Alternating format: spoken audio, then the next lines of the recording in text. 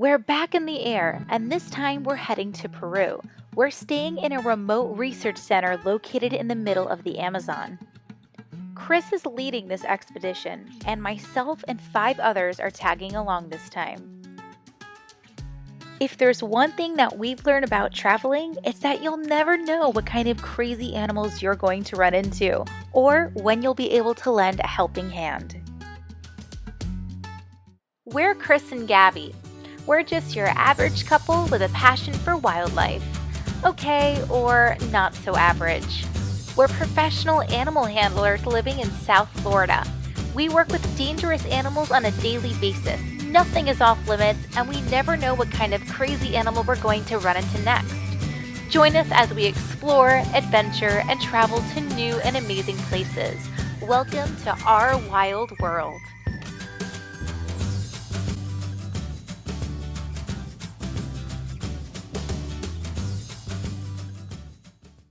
Alright, so it's been an eventful day, and tonight we're going to go head out on the boat with Emerson here. Now, I've known Emerson since 2008, yeah? Yeah, 2008 is the first time I was working with him, so it's been a long time out here in Peru herping with him. So we're going to go out on the boat, try to find some tree boas, caiman, see what else we can find out there. So we have a boat with a cover. That's like a Yay! real boat. That's actually the boat we took to get here. Let's go. Let's go. Yes. We are on the boat. Babe, what are we hoping to find tonight? Well, we are hoping to find some caiman, tree boas, some frogs, tree boas. maybe if we find some cool frogs. We're going to see what we can do. You guys excited? Oh yeah. I'm You ready to are go. not jumping in. I am jumping in. That's why we came here to help out Chris. I mean, you're not gonna miss that. Oh, you're gonna help out. Okay. We both You're are. gonna both jump in the water? Yeah, us three. right. Why not? Look Me? at the water and, Me too?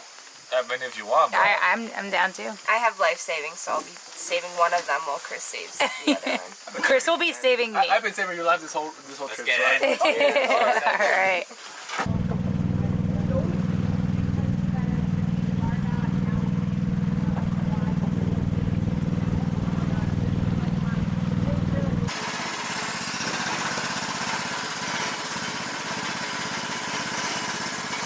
Yeah, it's a little caiman. Do you make baby noises, babe? It's a baby. No, we just want to cruise up on him where he is. Okay. Yep. Where? What are you saying? Is that what you're saying? Little caiman. Oh, I see. Oh, he's little. Yeah, he's not in the water anymore. Teeny. He's not in the water. Aquí.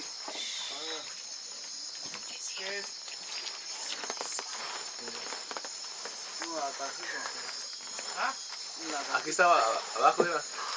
He's right there. He's teeny.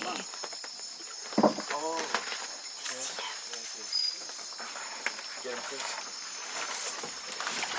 Yeah. It's a dwarf caiman. Wow. It's a little Paleosuchus. Oh my goodness. Wow. Good spot. That's That was awesome. wow. I've never seen a Is the dwarf boat caiman supposed to in a have big river. water in it? That is cool, baby. Turn your headlamp off. Alright, can you guys turn the light on? There we go. Yeah, it's a little bit too much. There we go. Cool. Oh, look at this. He's got a catfish barb going right through his lower jaw. Oh yeah, he does. Let's see if I can get that out of form, though. I need like a little... Tweezers or something.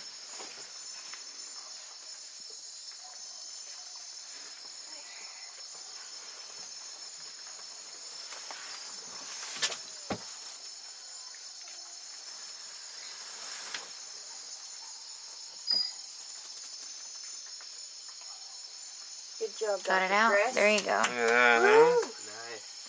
So that's a pectoral fin barb from a catfish. That's the thing I pulled out of my leg. Wow. Alright, now give me back my rope. Super cool. There you go.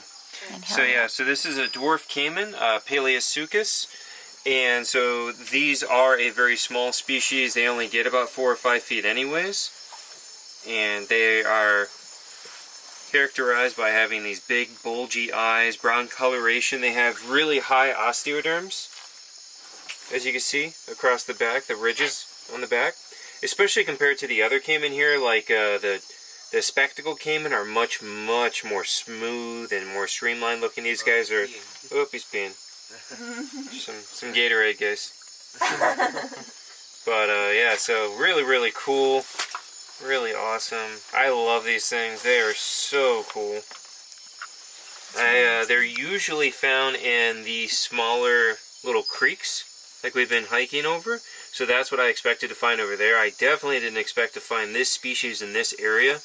Going down a big river system like this, I usually see spectacled caiman or black caiman. I've never seen a dwarf caiman in the main river like this. They have that beautiful blotching on the lower jaw right there. Big, huge eyes. And they're usually very quick to bite. These guys are super feisty. This is one of the most terrestrial species of crocodilians, actually. Dwarf caiman are known to spend a lot of time on land and in burrows and things like that. Again, they're almost always in backwater creeks, though. It's really weird to find him over here. I kind of want to take him with us and go put him into a creek back at the preserve. I think that'd be a pretty good idea. Because out here, not really good habitat, and there's a lot of villagers around that are going to want to eat him when he gets bigger. Do you think with the storm yesterday he somehow got washed out? Yeah, with that's all actually, that flooding? Yeah, that's a really good guess. Yeah. Yeah, I think we should take him with us and bring him back and put him in a creek. If you think that's best, then absolutely. Well, he's a little guy. Like, he's not going to have a home range at this size, so we don't have to worry about the homing ability. This is my first time holding one of these. Yeah? Yeah, completely different than gators. They are really spiky. You see a big one. Really spiky. They're so cool. That's one of my favorite species just because they're so prehistoric looking. Yeah. And just so, like, spiky and armored and big, bulgy eyes and a very angular head. So much. There you go. So that right there is the hole from the barb. But that will heal right up. It's not a barb, it was a pectoral fin, that's what it was. Alright, so you want to hold him? Yeah. So just right here, and then right at the neck. Yep. There you go. He's being super calm. He is. But still. Let's be careful. To explode. Exactly. They do like to do that. Hello, Corky. Oh, I like him. Because he's he's got to run at people. Oh, he's cute. So we're going to go ahead and release the dwarf caiman that we caught last night. Now this is a Paleosuchus trigonatus, and we caught him in the large river last night at, I don't know, probably about midnight, something like that. So what we think, he probably got washed into that larger river during the big rainstorm when we caught the Bushmaster. That's kind of our theory because I've never seen one of these in a big river like that. That's not the normal habitat for them. And then our locals we're with also confirm my suspicion as well. They all think the same thing. He likely got washed out of a small creek because this species is really known for being in these small backwater creeks like this. They're not found in the major rivers, especially at that size. So now we're over here at one of these small creeks. We're going to go ahead and release him in here. This is a much more suitable habitat for him, and he has much higher success rate in a habitat like this. In that big river, he's likely, for one, to get eaten by somebody, like a person, and then also likely to be eaten by a larger caiman, like a spectacled caiman or something like that. We literally were on the boat for, 3 hours yesterday? This is the only caiman that we saw because the locals catch them and eat them. So we definitely don't want them catching him and eating him or keeping him as a pet. Like Chris said, this is a much more suitable habitat. Lots of water, lots of small fish, much easier for him to catch his prey. The other thing too is that this is within a protected area. This is part of Project Amazonas, so in here he is in a protected area. He's not going to be able to be poached by anybody or anything like that. Out there on the main river, which is what we use to get to the protected site, which is where we caught him, there are locals that come through. But out here, nobody's coming through here. So in a small creek like this, he is much better able to catch his prey, which is going to be small frogs, small fish, things like that. And deeper water, an animal of this size doesn't have much of a chance of catching very much prey, or at least not with the same ease that he would in an area like this where he can really corner them in the shallows. This is a much better habitat and hunting ground. Alright, so we're going to go ahead and release him. I'm going to let him go underneath this log right here. That's where he's going to be able to hide during the day and feel safe. I also have my GoPro here. We're going to see if we can kind of follow him. Bye, little guy.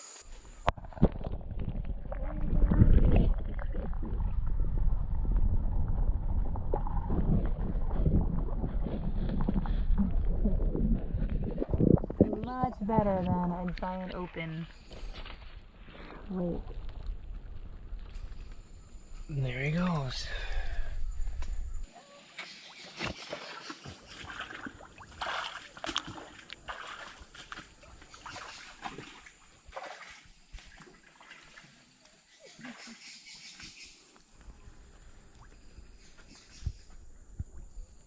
Alright guys, so a pretty epic day. We got to photograph that coral snake, we got that, what did we get, that tree frog, we got the caiman, obviously. The egg-eating snake. The egg-eating snake. I mean, all in all, pretty awesome day. And, you know, we also want to say thanks to everybody that came on the trip. That is what's making this happen. And also let everybody know for next year's trip, if you want to come be able to do this, you can join us on next year's trip. So huge thanks to Megan on the camera right now, and Alex, and we got Juan and Roger and Cole, and then also to our local guys helping us out. And so it's been pretty awesome, and we're about halfway through the trip right now. So we have, what, 4 or 5 more days. So it should be pretty epic.